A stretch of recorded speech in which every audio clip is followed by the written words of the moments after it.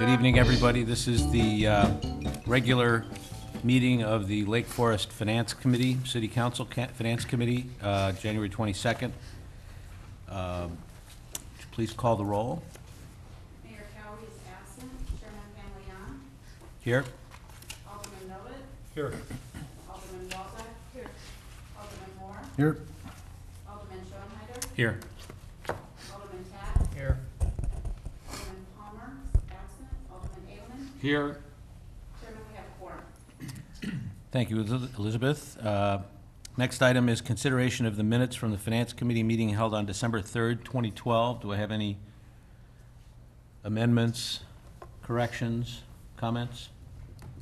Move to approve. Second? All in favor? Aye. Any opposed? Okay, motion carries. Next item is consideration of ordinances regarding the termination of the West Lake Forest TIF District. This is a first reading, and we'll have a presentation from Elizabeth Hollow.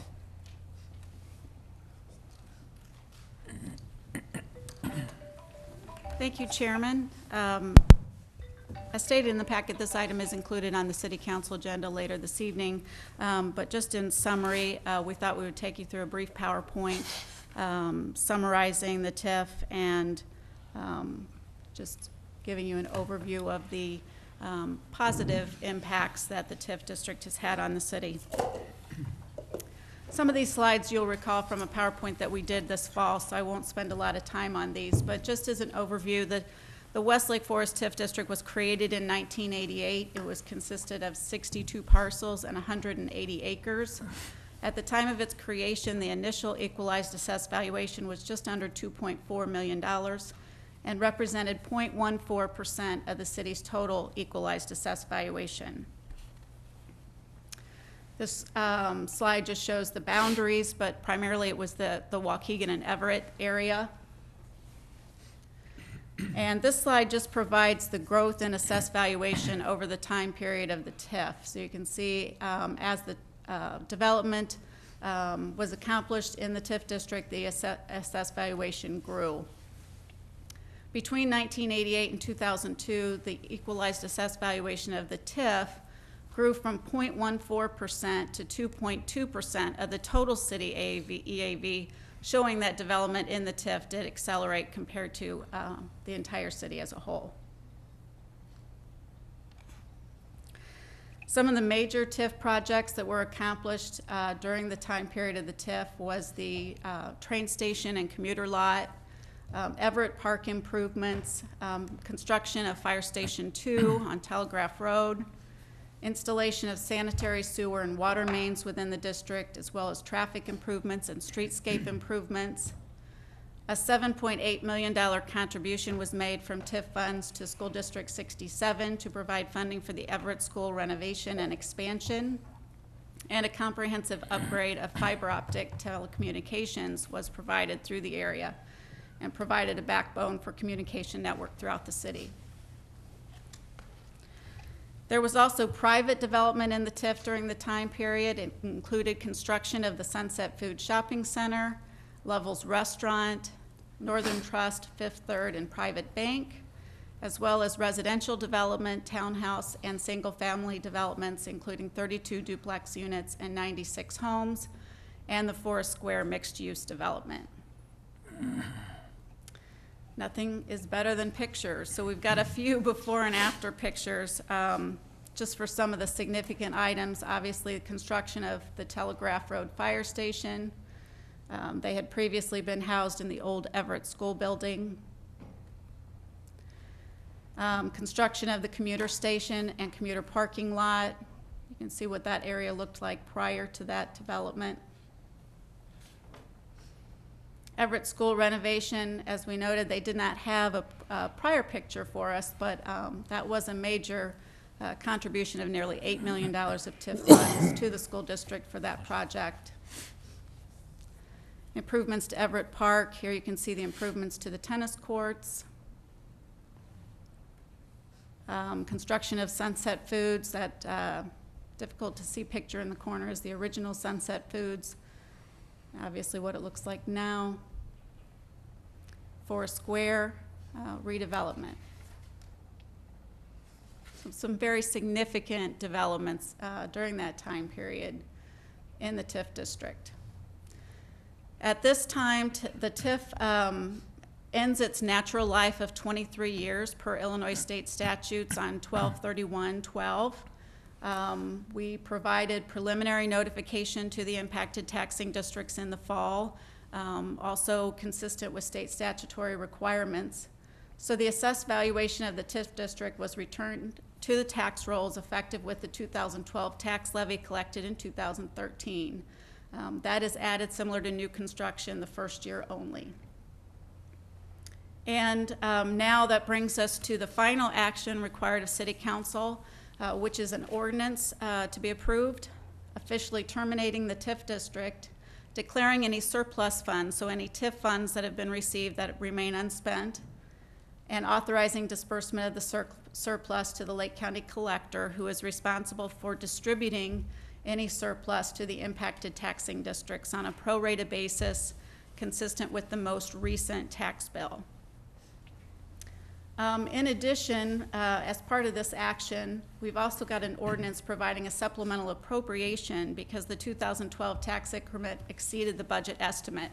So in order for us to actually distribute that to the Lake County Collector, it requires a small supplemental appropriation just to close out the TIF fund for the year. The TIF surplus is $2,389,515.19. Again, those are the TIF funds remaining and unspent as of December 31st. And what's provided here is just an estimated surplus distribution. It is subject to change. It will be made by the Lake County Collector, but this reflects the 2011 levy rates. So this should be the rate used for the distribution and provides how that $2.4 million will be distributed to the impacting taxing districts. So you can see that the City of Lake Forest is due to receive approximately $473,000 of those surplus funds, and that amount was budgeted in the general fund fiscal year 13 budget.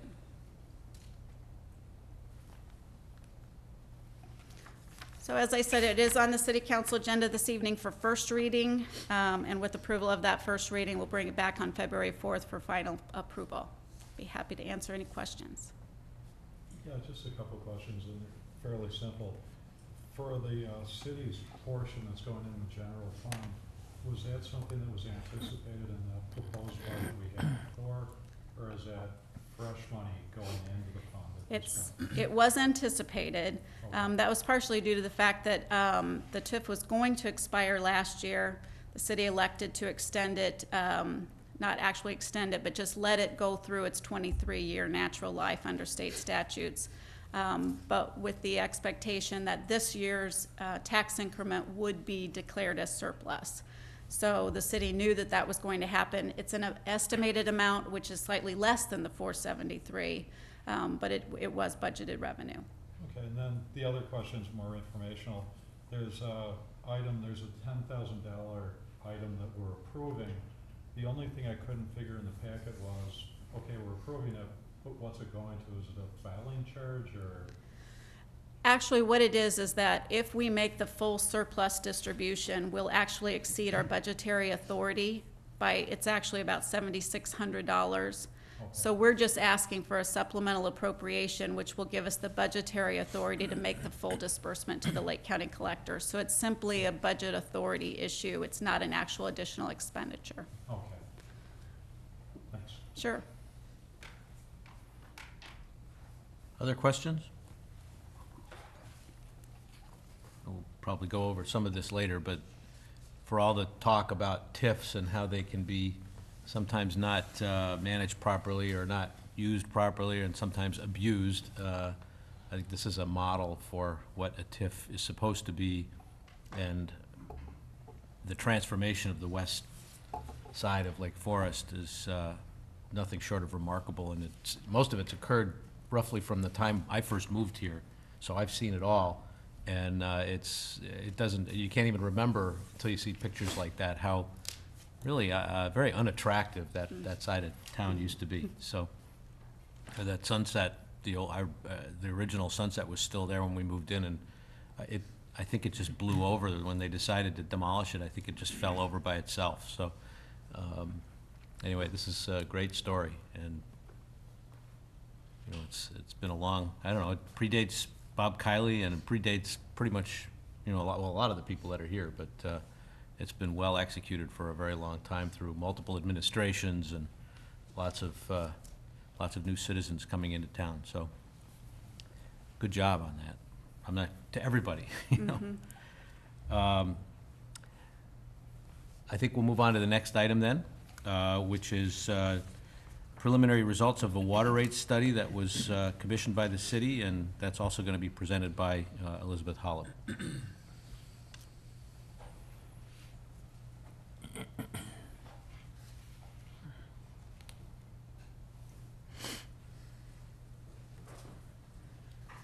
Just by way of introduction, as was reported to the Finance Committee at the November Capital Budget Workshop, the city had contracted with Burns & McDonnell to provide a water rate sensitivity analysis.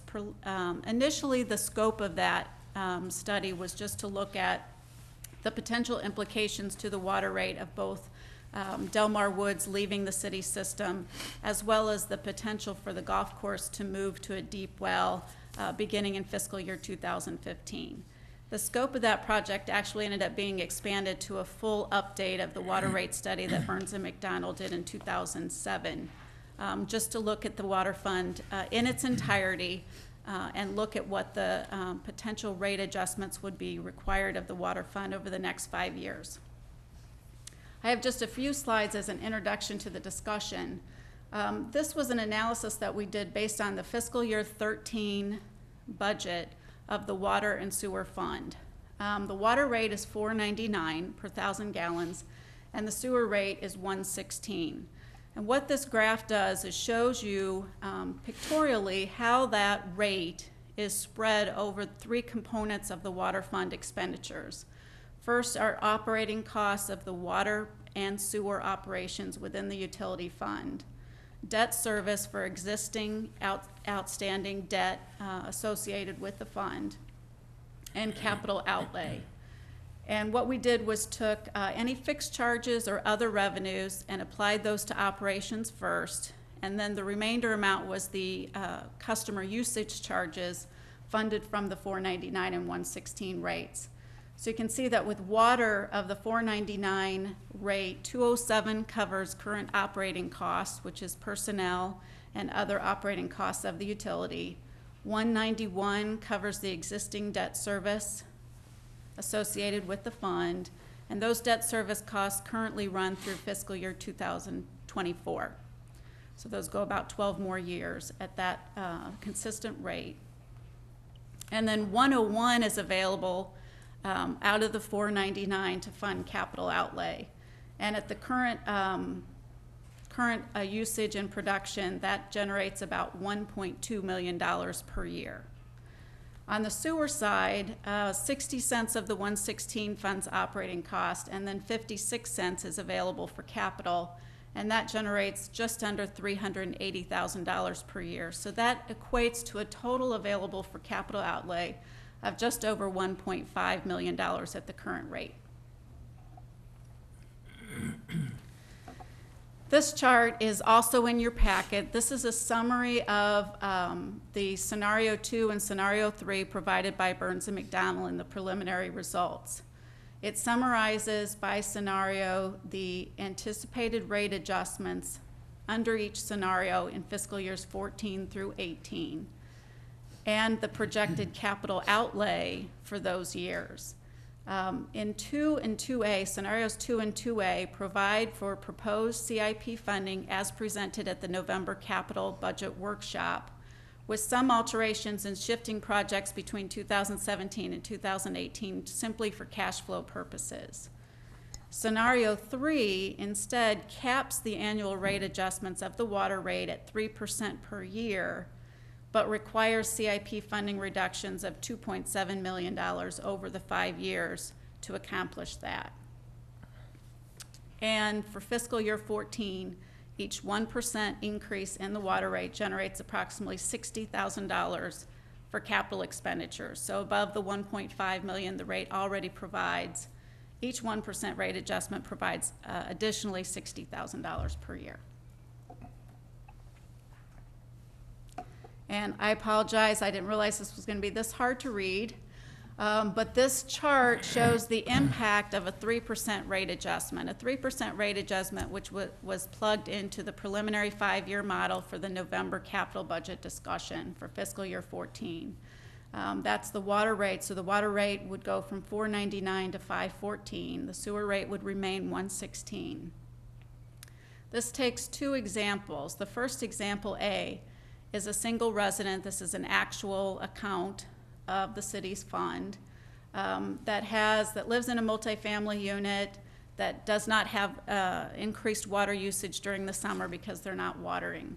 So we took the total annual usage for 2012 and projected that out to show the difference between the current rate and the proposed rate at a 3% adjustment, just to give you an idea of the magnitude of that adjustment. And that would result in $6.14 in additional costs for the entire year for that resident.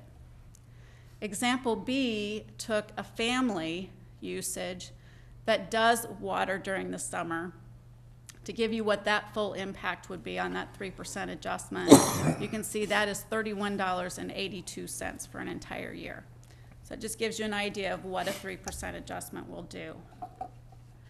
So basically what we found from the rate study is that it basically comes down to capital outlay and the level of capital outlay that the city would like to maintain in the water fund for the foreseeable future. So I will take us back to the summary slide and simply open it up to any questions that you have about the study and the findings from Burns and McDonnell.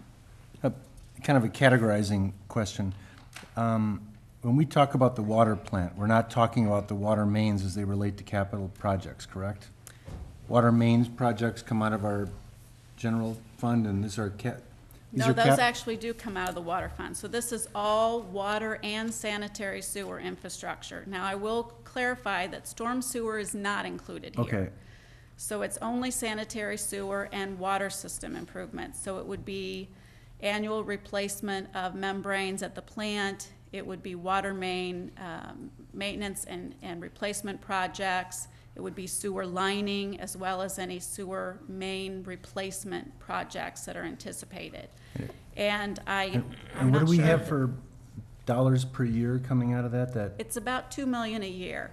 And there's a list, I'm not sure what page of the packet it is. I'm on it, yeah. 17 provides This one? the Yeah. the list of projects by year that has been recommended by the Public Works Department for the next 5 years. And it's about $2 million a year of expenditures. So relating to that list, are we getting, I think I asked this question before, and I think Michael answered it, but how close are we getting caught up to getting our sewers? I happen to have a friend who does studies for major metropolitan areas, like Chicago would have to charge 25 times more for their water than they currently are, just to handle deferred maintenance. So I'm hearing this at a cocktail party with a friend from college. I just thought I'd extend the concern, so. With regards to sanitary sewers? Well, he does water, but both.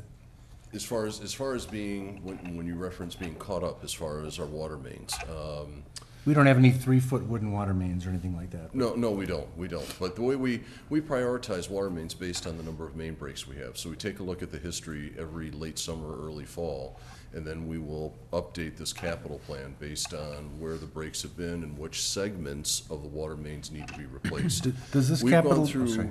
we've gone through a handful of years where there have been a lot of mains in town. Waukegan, Sheridan, Wesley, Farm, Hackberry. They had some mains that were really in bad shape.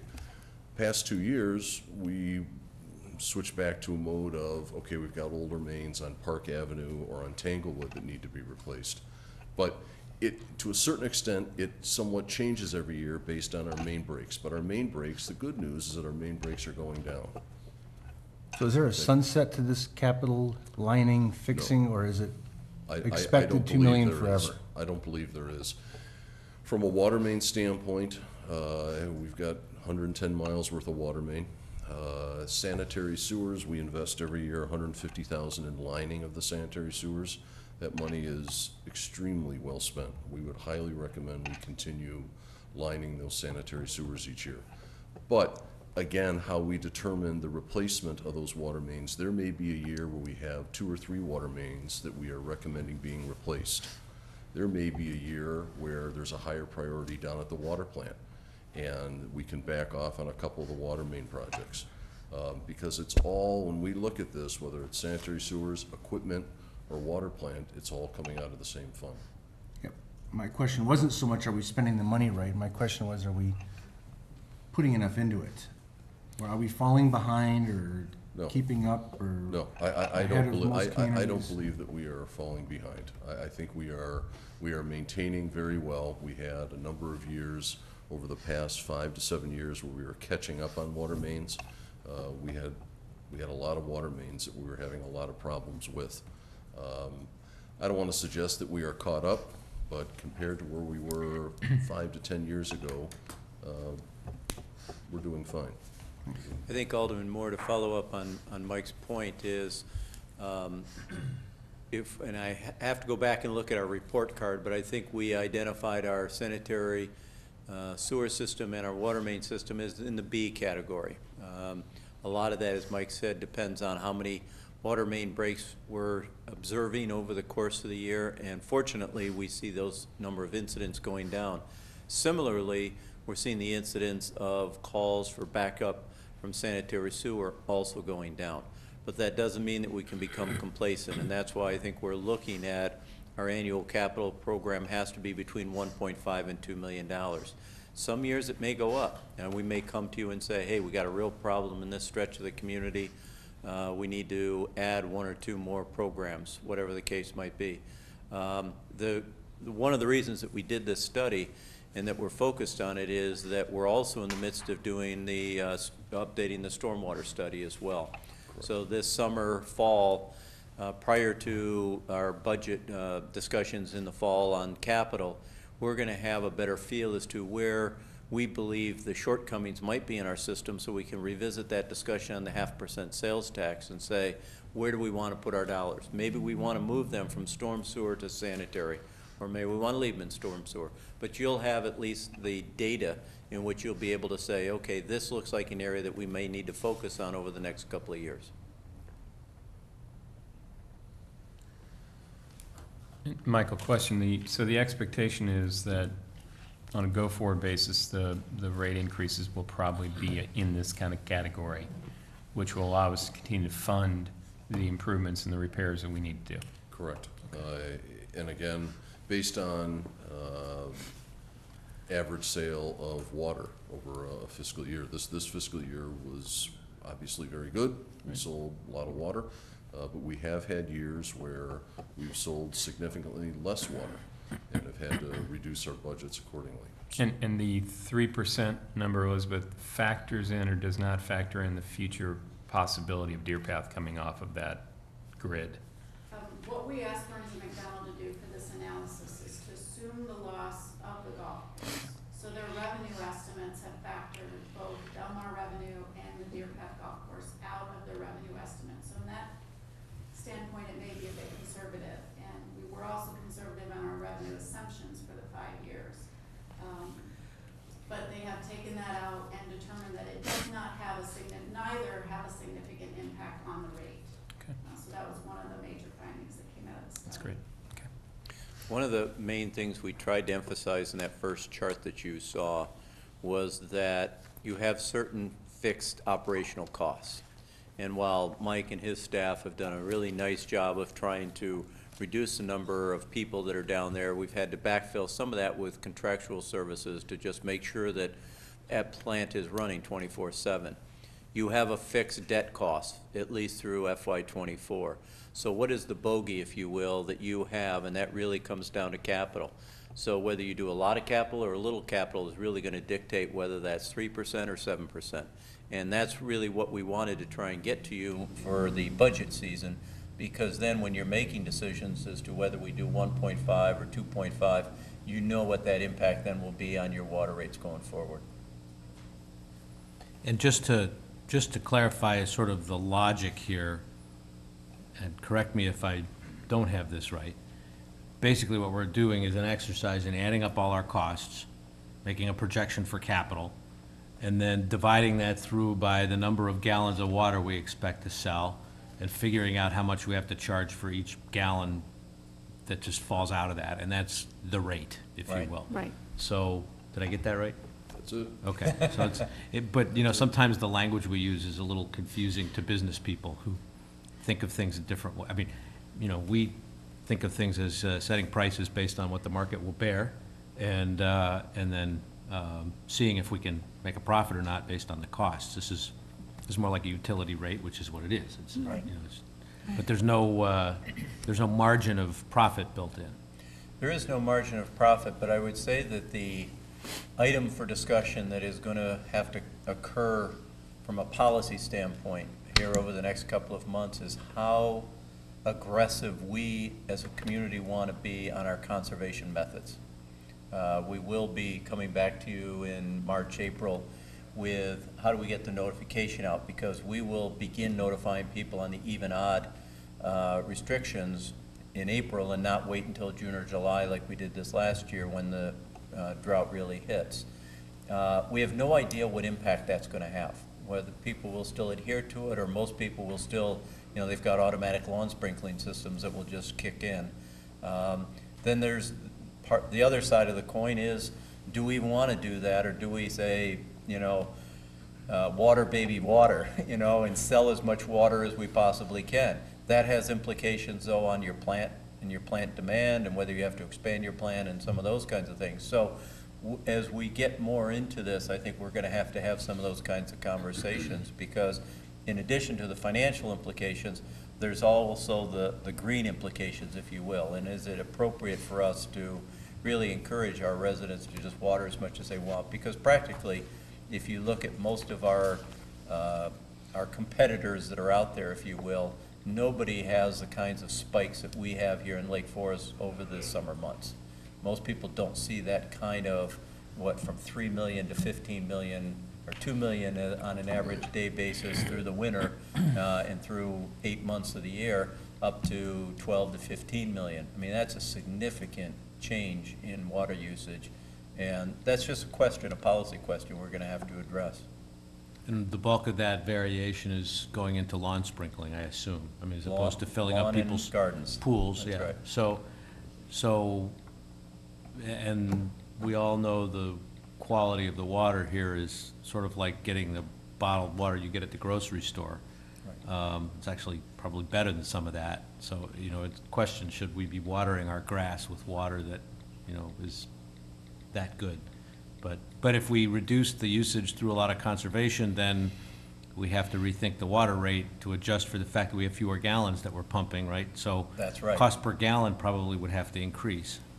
So it's a the balancing act. For the privilege of getting a higher water rate, you could conserve water. It seems, it gets a little complicated. Gee, if you guys do a great job of conserving water, then we can raise your rates. That's Hey, I'm just curious, why would we conserve water, other than hitting that plant shutdown problem? Why not run it 14, I mean, what are we conserving? We're on Lake Michigan and it's going into, let's assume it's going into the grass. We're not really wasting water, we're on the same watershed. I just don't, I mean, I hear it over and over again, so I think it's true, but if it's being paid for, well. it's not, this isn't the I'll let a Michael- valley in California where they're, But I think some people would argue it doesn't matter, that we have a responsibility to society, if you will, to conserve this natural resource. Because some people would say, and I've seen this written, that water is going to be the new oil. And that we should not be out there just using it simply because we have access to it. But we have to think about how we're using it. And as Alderman Pantaleon mentioned, a lot of this is going into landscaping material. And if you talk to some people from Lake Forest Open Lands, they said we should get away from annuals and get into more native plantings and all that kind of Absolutely, stuff. that's a different, Yeah, and Plants so- you don't need to water are different than telling people that That's to right. water, but You can, I mean, there's no question about it. Again, it gets back to a policy or philosophical discussion that if you talk to people who believe in sustainability, they would say to you that you should be moving in a different direction because this is a commodity that is precious and you should be treating it But as it's such. not really transferable, and we have a lot of it. It's just a location thing. I guess I've got a chip on my shoulder about those California laws that let those shower restrictors. I just, Hate those things. yeah, so. Well, but there's states just not that far west of you that are gonna have the same kinds of restrictions. Well, counties, yeah, I mean, out of our watershed. Yeah. So, I don't there's know. also wear and tear, I mean, the cost of running the plant is significant, and those modules process a certain amount of water before they have to be replaced, right? So, Correct, they have a life, yes, absolutely. so, okay, Is there anything else, Michael, you want to note of the water study? No, I think, Bob, really that is the highlight, will be the discussion amongst the finance committee and the city council as to conservation versus selling the water. And we have the ability, the Department of Natural Resources gives us an annual allocation, and we have room to move that up a little bit. So we have the ability to sell the water via the allocation, but absolutely, there's implications on costs with the plant and all of that, so. are there any government subsidies or dollars that are available for water conservation? I don't know that. Yeah, I'm not sure. I'm not sure. Just curious. Yeah, but one comment, and yeah, our memories are short in the conversation that we had this afternoon regarding this. Just 3-4 years ago, during the summers, it rained a tremendous amount and the water fund proceeds were down. So if we could have encouraged people to water more, we would have been after them. So again, this is a variable. We have to think more in 10-year spans or 5-year spans than just year-to-year basis. And then the other comment was on the golf course, if they did go on their own with the well, the time of year that the golf course is drawing on the water supply is during our maximum usage. Right. So, you know, losing the golf course might be good or allow the water to be used at other places. But again, it's trying to figure on the long term, is the well at the golf course really something we want to do? Will it pay for itself? Sure. So there's a lot of factors that are involved. A lot of them are longer term than just last summer. So again, keep sight on the longer averages. One of the interesting points, though, I would like to point out, when we worked with community development and they pulled permits for us, when we began designing the plant expansion in 1999, we had quality and quantity parameters that we were working with. There was a certain quantity we needed to meet to obviously meet the demand. But since that time point, the city, I think, has issued over 1,100 pool and irrigation permits. That's a lot. That's a lot of demand for all of a sudden, you know, we all want water and we all want it tonight. So that's where we go from a 2 million gallon pumpage to a 14, and making sure we have a system that can handle that is really the challenge, so. Just comment, this is going to David's comment on the watershed.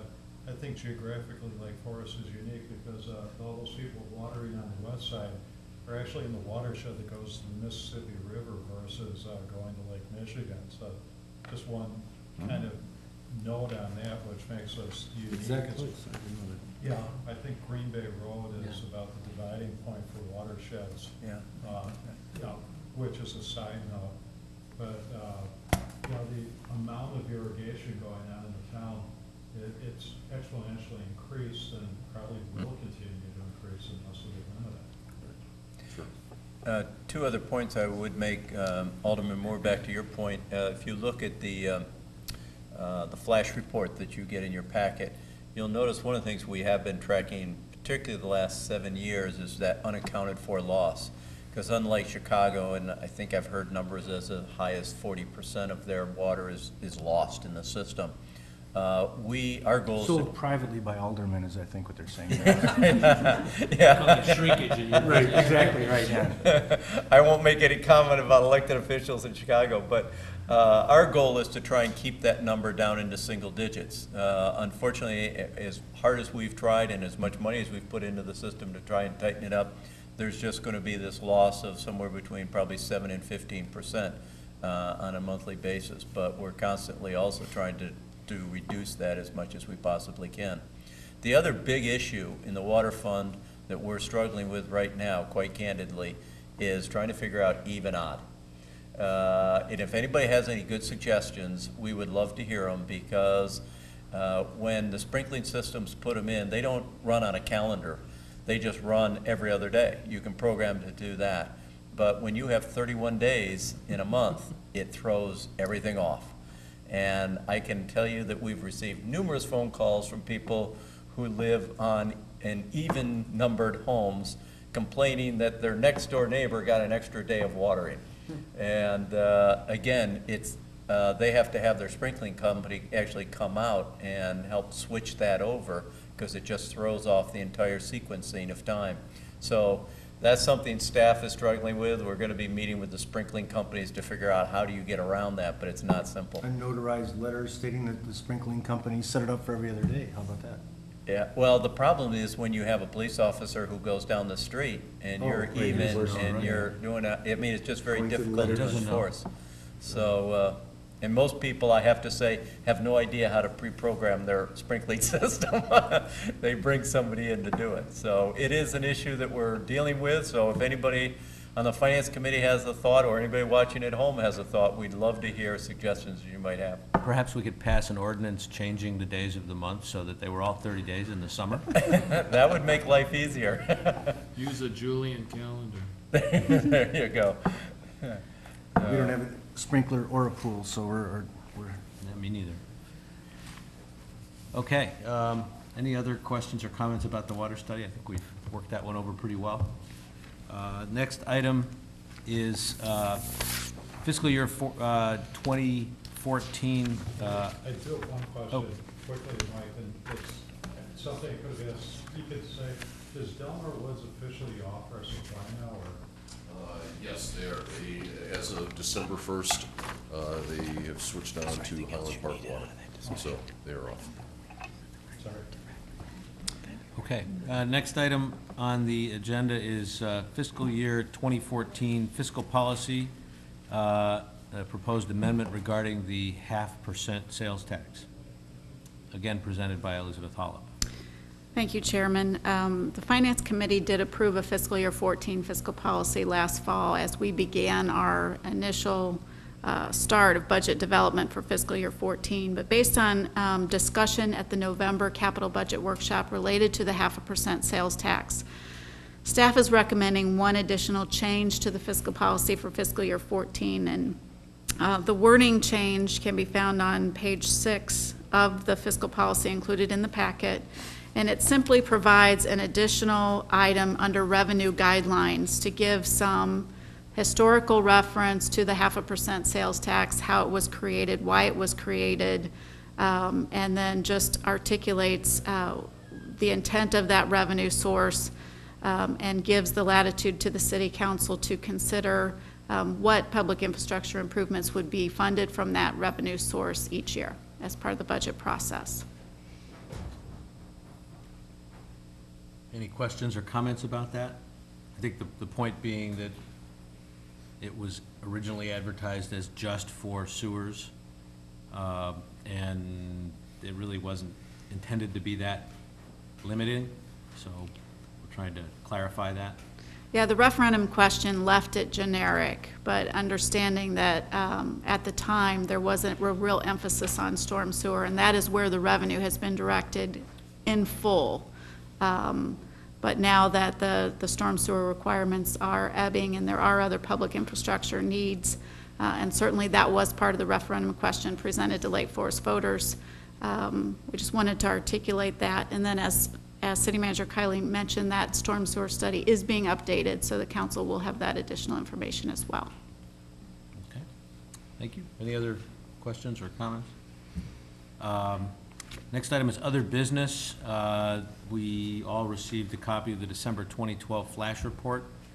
Are there any comments or observations from the city council about that, or from the finance committee, I should say? Good to see things are continuing to track along well. The state continues to owe us money, and the real estate transfer tax continues to have more transactions than last year and less revenue. So it's kind of an interesting couple of, but those trends are continuing from before. Next item on our agenda is an opportunity for the public to address the Finance Committee. Is there any member of the public that would like to speak to the Finance Committee?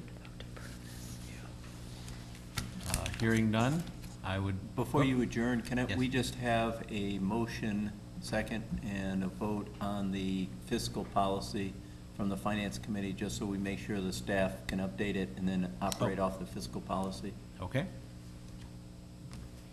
Sorry. Do I have a motion to amend the fiscal policy? Motion to amend fiscal policy as stated. Do I hear a second? Second? All in favor? Aye. Any opposed? Okay, motion carries. Thank you. Thank you.